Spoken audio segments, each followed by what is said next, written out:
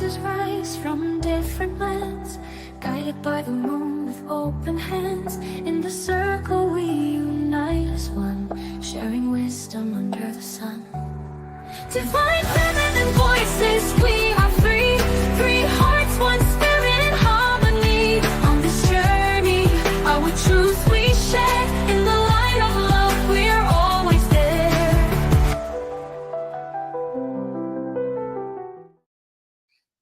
I do love that song.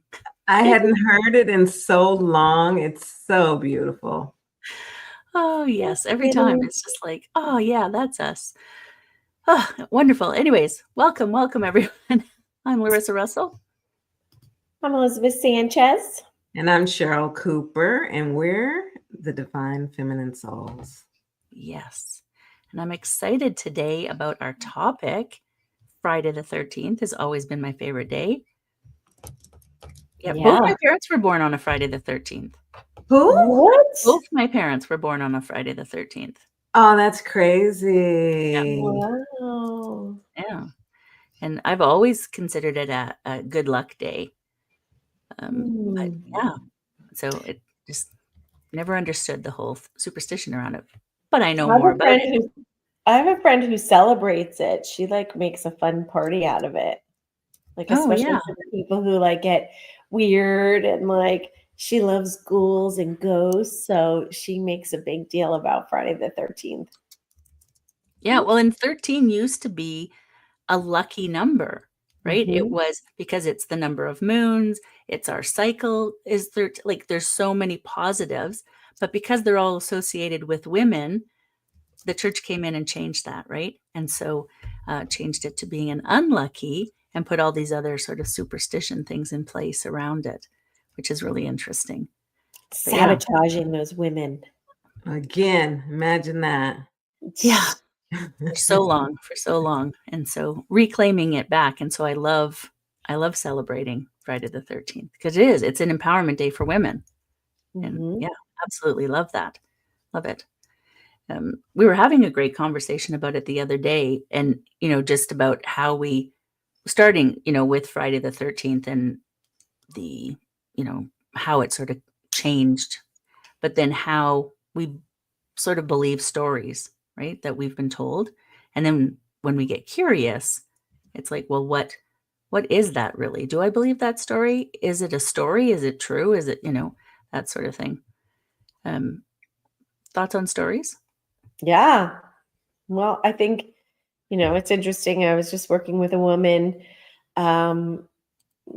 earlier today who was raised in a culture that the men ruled, right? And they still do in this world. Actually, she's not from the United States. She's from Ghana. And in her family life, men were ruling the world in their world. And so she's trying to break free from the ancestral old story of that it's not okay for her to be a feminine rising, that she is rising and she's a medical doctor, but she also wants to become a sexuality coach. Well, women were not respected in her culture. And this is coming from her. I don't know enough about the overall umbrella of the culture in Ghana, but I'm just saying from her words, from her family, it's not like none of the men are faithful. They all have multiple partners. And so she's trying to break free from that pattern of what's not working for her in her life because her husband also is unfaithful. And so she's trying to rise above that. And I think, again, the story that her mother taught, she saw it with her mother, her aunts, and her uncles were all unfaithful. So like you see that all over the place, then you see like, oh, maybe I don't want to live like this. And that's what's awakening in her soul and her spirit. She's like, I don't want to live like that anymore. I want to Yeah. be true to myself. So it's about breaking free from what your normal is and your ancestral story, that you don't have to tolerate that. And culturally, wherever we're from, I think most cultures nowadays are very masculine energy focused. And so, breaking free doesn't matter what country you're from. Some are Mhm. definitely easier than others, but to be able to move forward in your own power, right? Yeah. Cheryl, what were Yes. you thinking there? You She was had, going to say something. yeah. I did on the unfaithful side of that, right? At first, I was going to push back and say, is that what is culturally acceptable in Ghana, right? When we come to the United States, we might have a different perspective on things in what's faithful and not faithful. But when he came to the United States, and if she grew up in the United States and all of that, then our perspective is, singularity. But yeah, it's just the uniqueness. I love that she decided to create a business off of the experience for herself, from her experiences, right? Because those are the Yeah. best businesses ever that people can teach and share. And she's going to be able to empower so many women, people. Yeah. Well, and I think that's a really good point, Cheryl. Just thinking about when we're in those painful moments, truly painful moments of like, I do not like my life. I do not like the way that this is going. You have to sit in that pain for just long enough to say, well, I'm in control, right? And I don't want to live like this. So what does that mean? What do I have to do? So can I lean in and learn from this, and then what, right? So if I don't like this, then what? Then what do I do? Yeah. And so if I don't feel alive in my body, I don't allow myself to enjoy pleasure, and pleasure not just being sexual pleasure, but all pleasure, I'm shut down. I feel existence, or just survival. And if that's the case, then maybe you need to lean in a little bit longer to say, well, what am I learning from this? And what would I really like? If it's not this, then what? Right? Mm-hmm. And that's the curiosity side of this whole conversation, right? So even though we're talking about Friday the 13th and how it's emerged and evolved and how people accept or reject it or have situations around it, it's the curiosity behind anything that we do in life that brings forward the opportunity for us to like be divine souls, right? Mm-hmm. So And it is that curiosity. Why do we do the things that we do? Do we do it because it aligns with how we want to show up in the world, or do we do it because we've been taught it, or it's the way it's been done in our family, or the way it's been done in our culture? And if it doesn't feel good, if it doesn't align with how you want to be, then it might be time to look at that, right? Look at what's not working for you. And that's where the curiosity comes in. We were talking, when we usually talk about like what our topic is going to be, just for, that's why I keep sort of referring to that. But we were talking and I said, that one story that we've all heard about, the daughter asked her mother why she cuts the ham in half to put it in the pan. And she's like, I don't know, that's the way it's always been done. And she asked her mother and she's like, I don't know, that's the way my mom did it. So she asked her grandmother. The grandmother's like, oh, my pan was too small. So the family had been cutting the ham in half the whole time because, the grandmother had a pan that was too small. So that can show up anywhere. Why are we doing the things we're doing? And does it work for us? Right?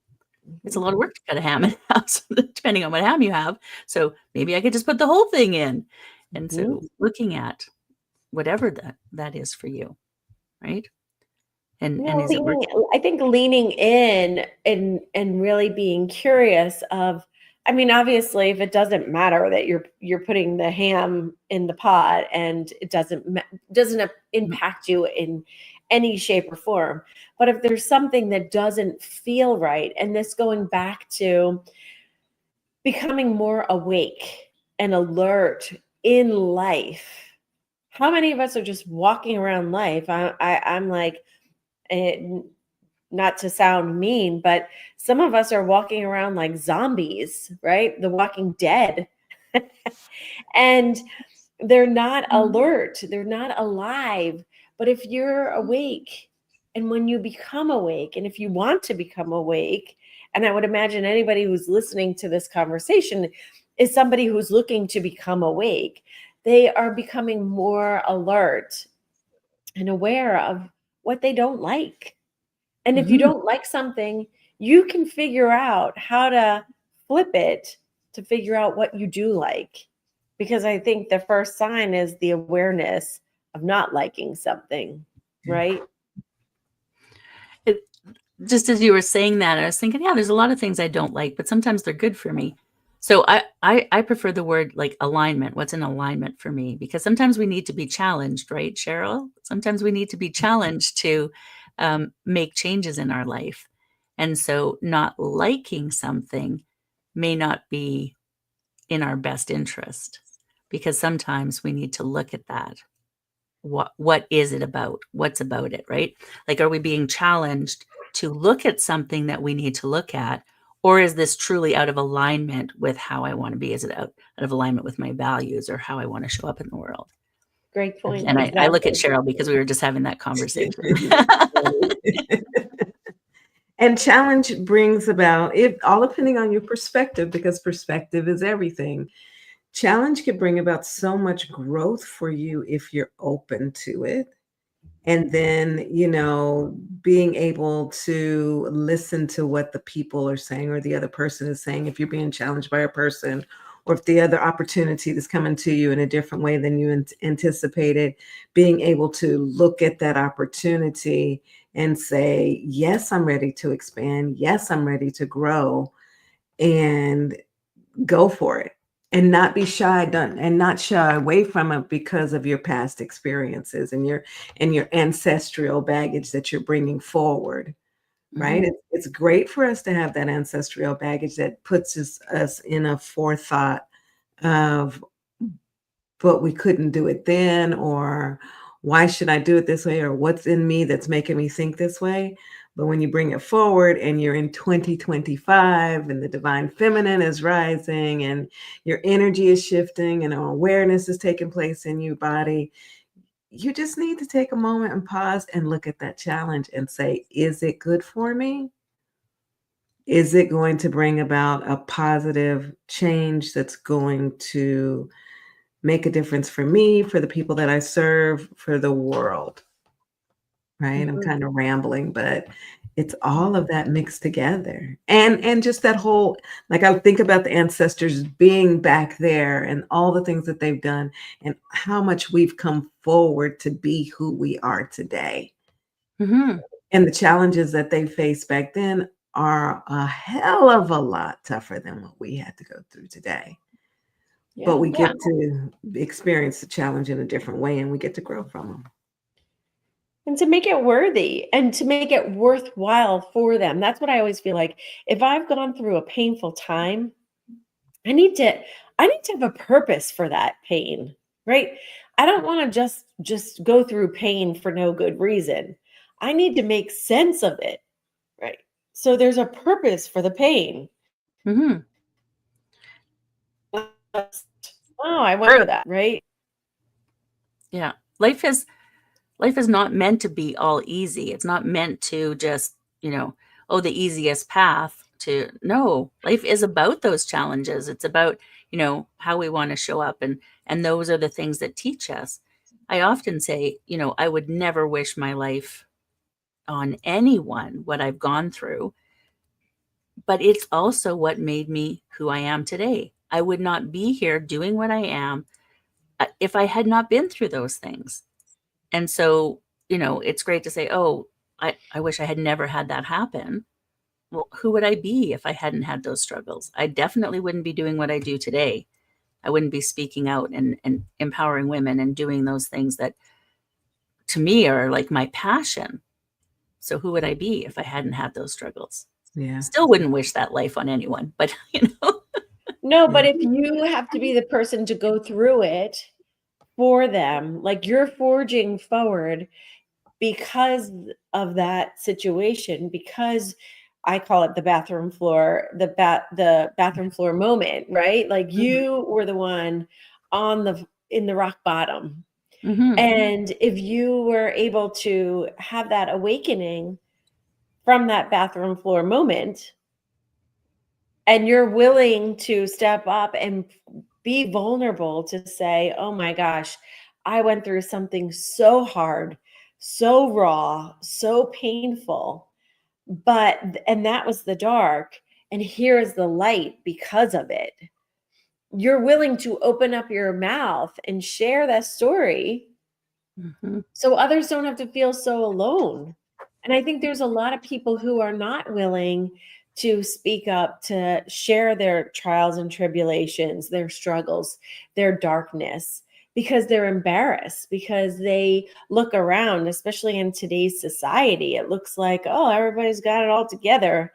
And nobody wants to hear about my garbage, right? But if they hear Larissa Russell saying, oh my gosh, I had a really horrible experience, and this is what I went through, and this is how I got through it, and this is what gave me faith. And I want to make purpose out of that pain. So if I can help one person because of it, there's a purpose for it, right?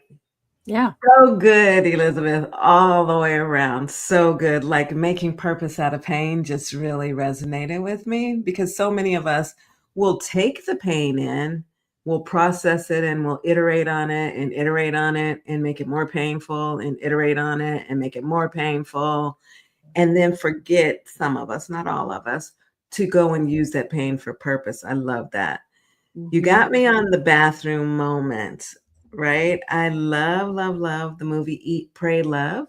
Mhm. And her bathroom moment was very pivotal for her in getting her on her, I don't want to call it a dark night of a soul journey, but her journey to empowerment and growth. And then ultimately to love. Eat, Pray, Love is one of my favorite movies. By far one of my favorite movies. And And you then might, sorry, I was going to say, you might think that I stole that from her, but I have my own bathroom floor moment, and it was like before that book was actually ever out. So when she said it, I was like, "Girl, you must have been in the bathroom with me." and those are also those God moments, right? Mhm. God, Gus, God, universe, spirit, whatever you relate to. But those are those God moments when you get a true experience where you're about to go to the next level in your journey, whatever that is in the path that you're going on. For many of the women that I work with in my community, those can be related to a closet moment because many of us go into the prayer closet and have time and relationship with God in the closet. So I wanted to bring that forward. And then we were talking about pain in the body. It brought forward for me the thought of Elizabeth Hay's book, right? Mhm. Yeah. And when you're facing some pains and some challenges, there's a book by Elizabeth Hay. Louise Hay. Yeah. Louise, Hay. I'm sorry, not Elizabeth, Louise Hay. What is it? You can Oh, heal yeah. your life. You can heal your life. Yeah. And you go into the depths of understanding why you're feeling pain, potentially why. Like, I don't want everybody to think that this is end all be all type of book, but it gives you some really good insights into what may be the cause of the pain in your body, and then gives you like maybe some affirmations or ideas of how you can heal it. And they'll align with like chakras and stuff. So a couple of resources for the people that are listening to think about, look at, and just experience as you begin to move through, bringing your pain forward into your purpose. Yeah, I like that. And it's interesting because I was just talking last weekend to my embodiment coach. I do a session on Saturday mornings for a couple of hours. And we were talking about pain and how it is it's when I disassociate, when I check out and I'm not doing the work, my pain increases a lot. And so now I've really started to recognize that. Well, this week, I've really started to recognize that. And it's like, oh, that's interesting. And so when I come back into my body and I'm present, the pain goes down immensely. And I was like, wow, I would never have put those two together. I do fully believe, that this dis-ease or the pain that we have in our body is associated with things we haven't dealt with. But this was a new connection where I check out.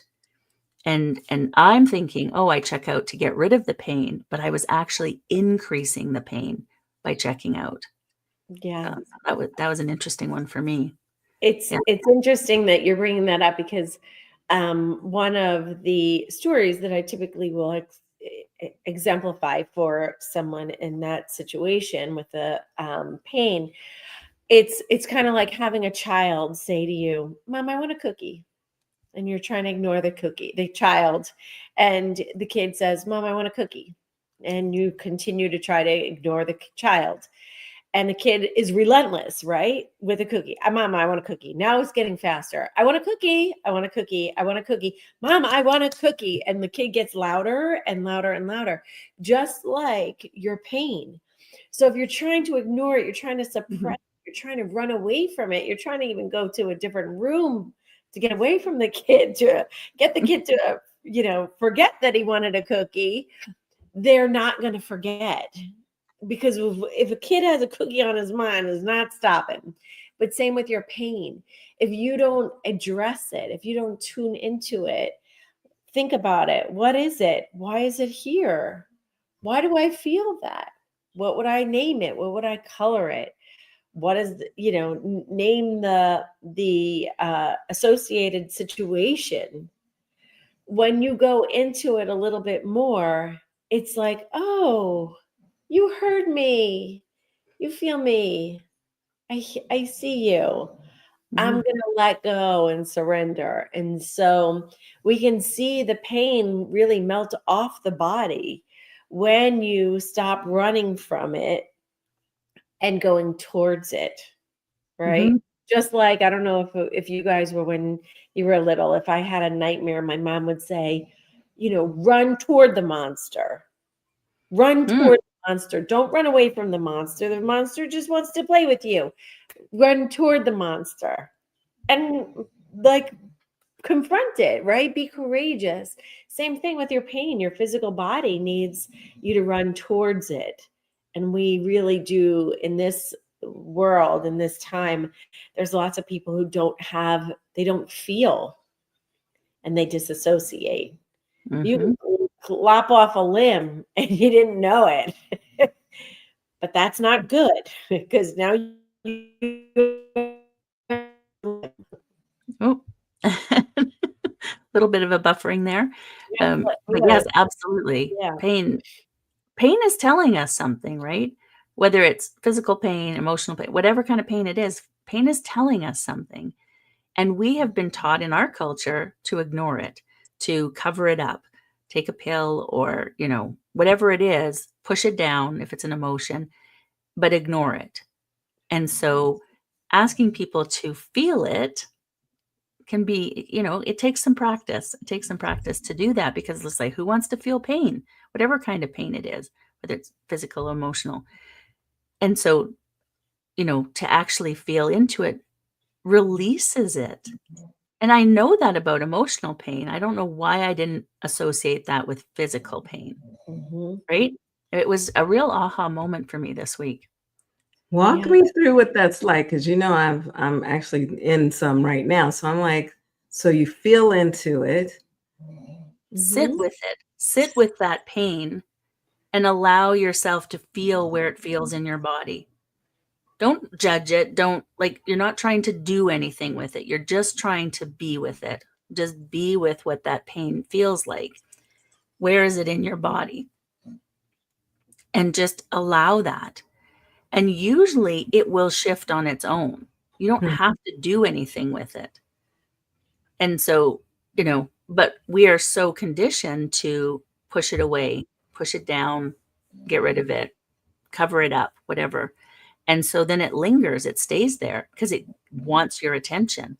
So when you give it attention, then it allows it to dissipate, and it might move into another emotion. It might, and just allow yourself to feel those things. I've been teaching that in my community for a long time, to feel your emotions. And, I'm pretty good at that. But the physical pain was the eye opener for me, which seems so like, why did I not know that? I did somewhere. Yeah, you do. But the other thing I would say, tune into like where it settles in your body. So then on an emotional level, it could be a blocked chakra, right? So for me, I used to have, and I share my story all over the place. So it's just why I am who I am. But as an abused victim, I had a blocked lower chakra system. So my root chakra, my sacral chakra, totally blocked. So I would have hip pain. I had fertility issues, like things like that. So when I started learning about the energy system, I went inward and noticed like, okay, how could I support my energy system? How could I support my low back? How could I support physically and emotionally? Right. So tuning into that energy, but knowing like that area is what you might be blocked in.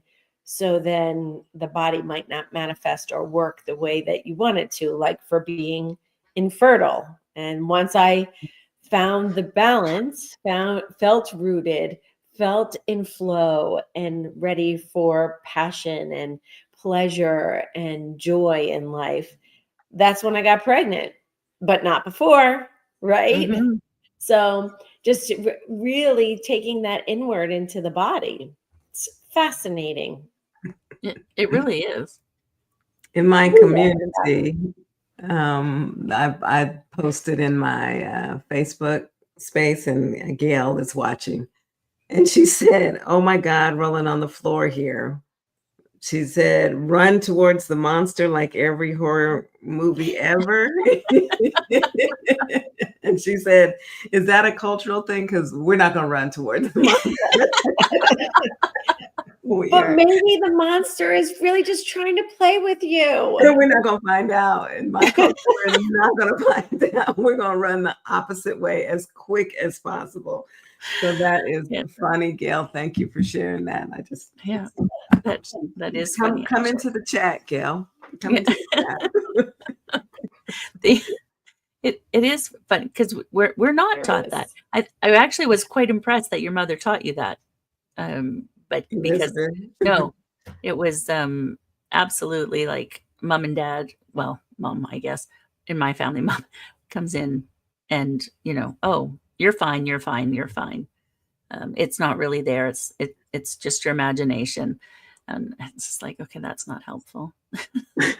No. When I was terrified of, fire, I spent like my earlier childhood terrified of fire. And we had candles on the table every night at dinner. And I would sleep outside my mom's door, like on the floor, because I was so terrified that the house was going to burn down and I'd be left behind.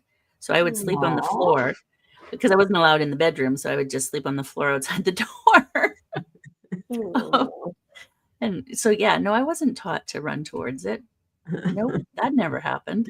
Well, I wouldn't want you to run towards the fire, but but to understand the fire could be used for good, for warmth, like to really learn more, to lean in more about it rather than create fear or bigger fear or trying to ignore it, right? When we ignore something, it continues to tap at us. Yeah. It was years and years I had that fear. Yeah. I don't even know where it ended. But yeah, I had it for years. And I spent many think about all your fears. Think about any of the fears, like, the fear of speaking, the fear of getting on stage. Like, once you just see, you lean into it, you see yourself doing it, you learn like, what is it that I want to learn from that, rather, going back to our conversation earlier about, I'm just, this is coming up. I had been told, I was critiqued at one of my speaking engagements.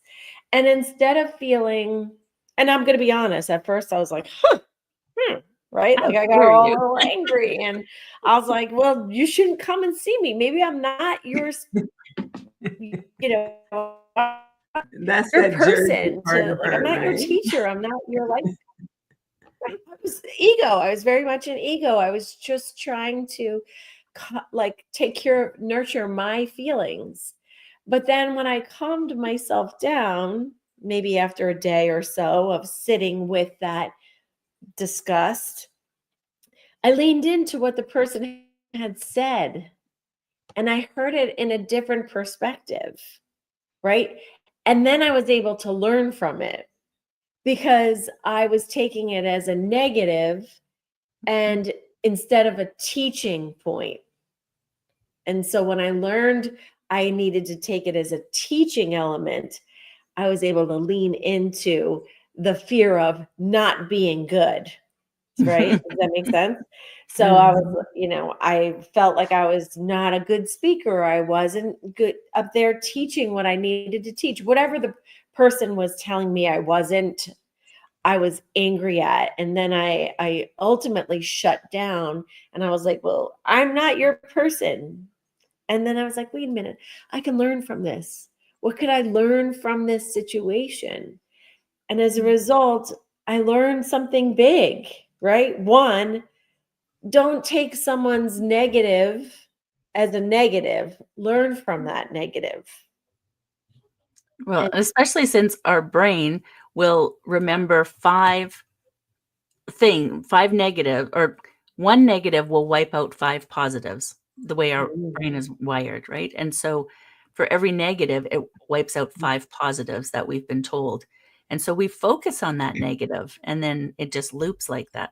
So when you know that, it's like, okay, wait a second, what are the five positives that are being wiped out right now?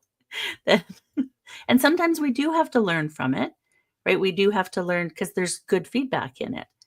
But yeah. sometimes it's just somebody's opinion and it has nothing to do with us. Yeah, all of that. All of that. But you still can learn from somebody's opinion, even if you don't agree with it, right? It's a perspective. And again, like the duality of what is that person's opinion? And if we could just learn that everybody has an opinion, and maybe I don't agree with that opinion, but I see your perspective. Mhm. That's all. It's not for me to take it on. I use the analogy of like, you might dress the way that you like to dress. I wear pink a lot, as you can see. You both are in black. I don't wear black that much. It's just not, from my old New York days. I felt like I was always in black. Now I wear color a lot. And because it vibes me up. And but you guys might feel like vibed up in black. So is it wrong that you're in black and I'm in pink? No. But is it wrong? Would it feel wrong for you to wear my shirt? Mhm. But it doesn't make me wrong wearing it.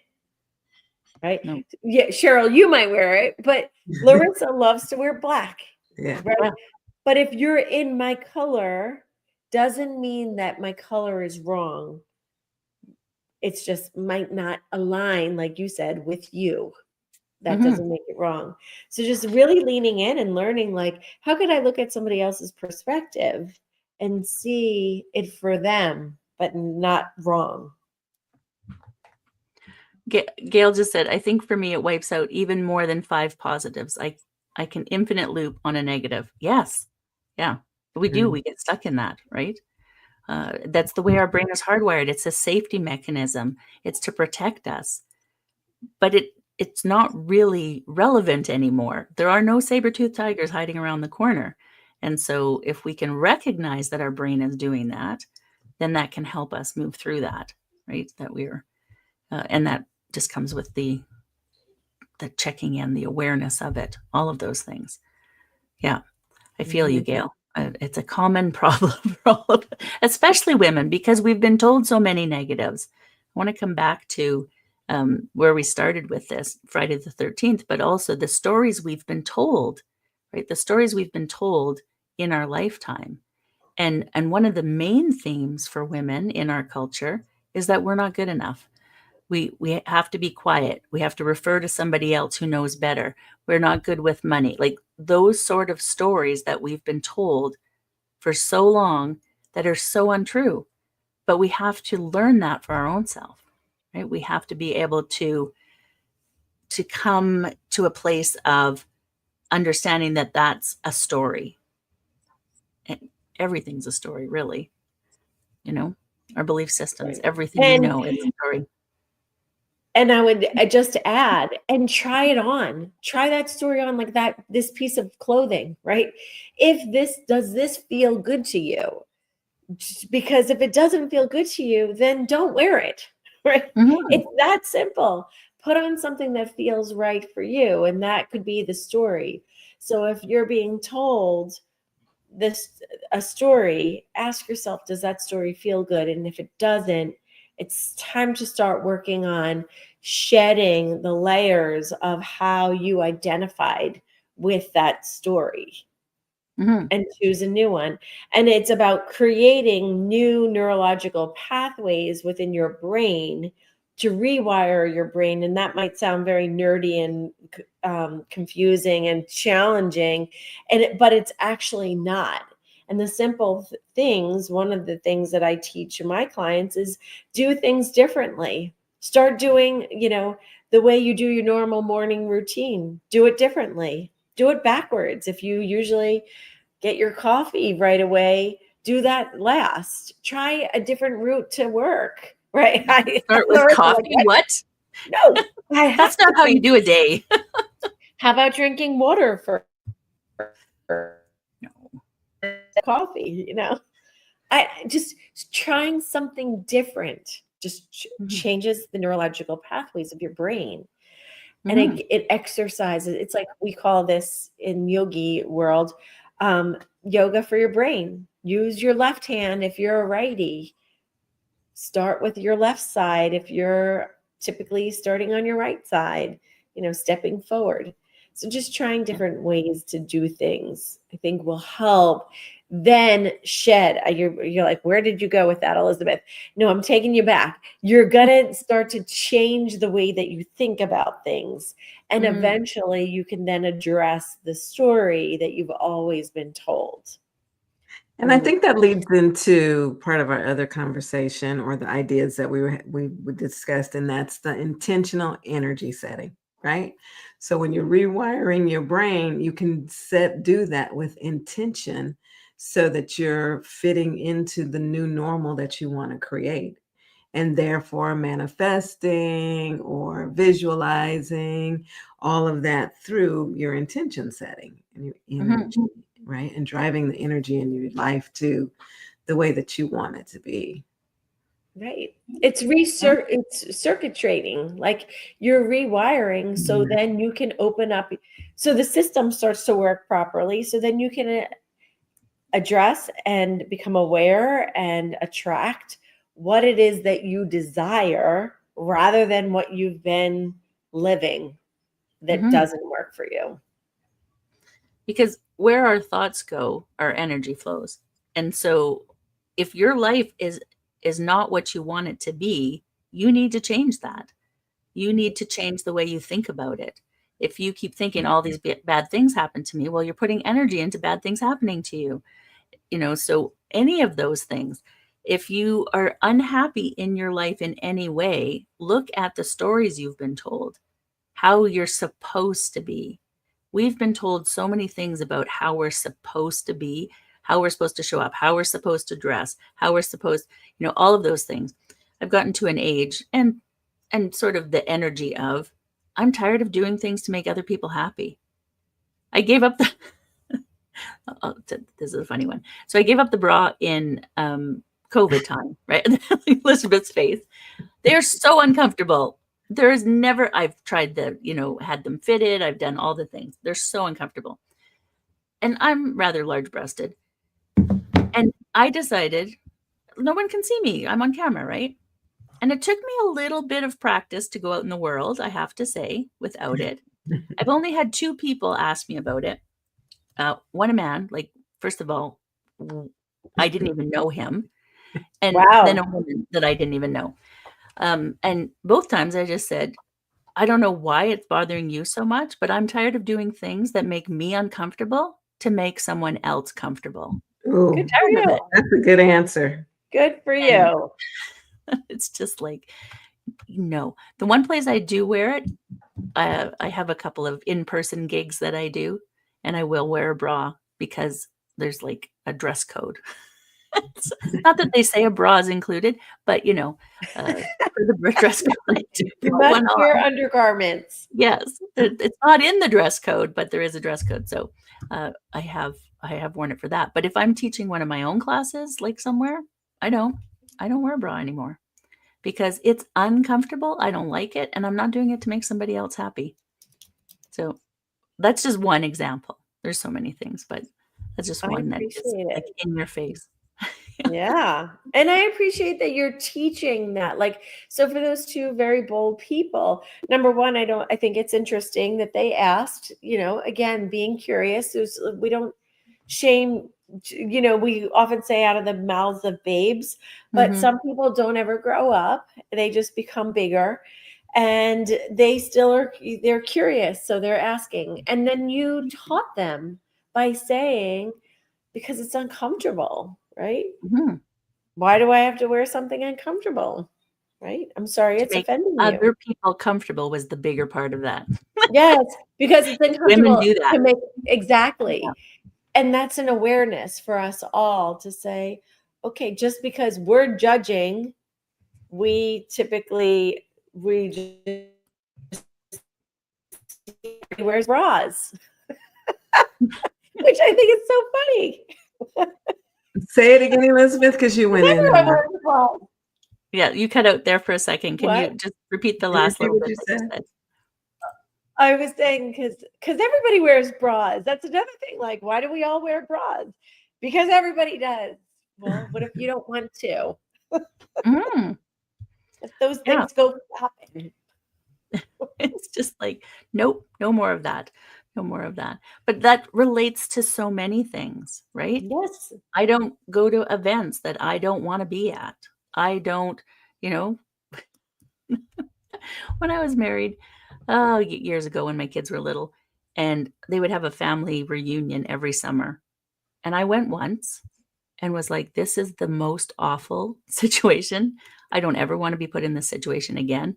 They're all drinking. They're all like not the type of people I would spend time with. And so I was just like, how about you just take the kids and go? You go. I'll just stay home for the weekend. I never went again because I didn't like it. I wasn't going to do it. And so over the years, it's grown into more and more things that it's like, if it doesn't feed me, I'm not doing it. Right? Yeah. Yeah. Yeah. And It's I too don't shame important. you for that. Just standing in your power. Mhm. Recognize that as standing in your power, doing things that allow you to feel awake and alive. And when you're awake and alive, you can help others in the best that you can help them. When you're not awake and alive and you're angry and you're resentful and you're full of negativity, that's when you pull the world down. So Mhm. stand in your power. Stand in your power. That's a great That's a really good final one. note. Yeah. So, Yeah. any final thoughts? Because I'm just looking at the time now. Any final thoughts that the 2 of you want to share? No, it was a great conversation. Yeah, it was. Well, thank you. Any final Thank thoughts, you. Cheryl? Okay. I know Well, then I'm we'll quiet end there on that today. final note of Thank stand you in for your power. coming. And Yes, thank stand you in for your power. stand in your power. Bye for now.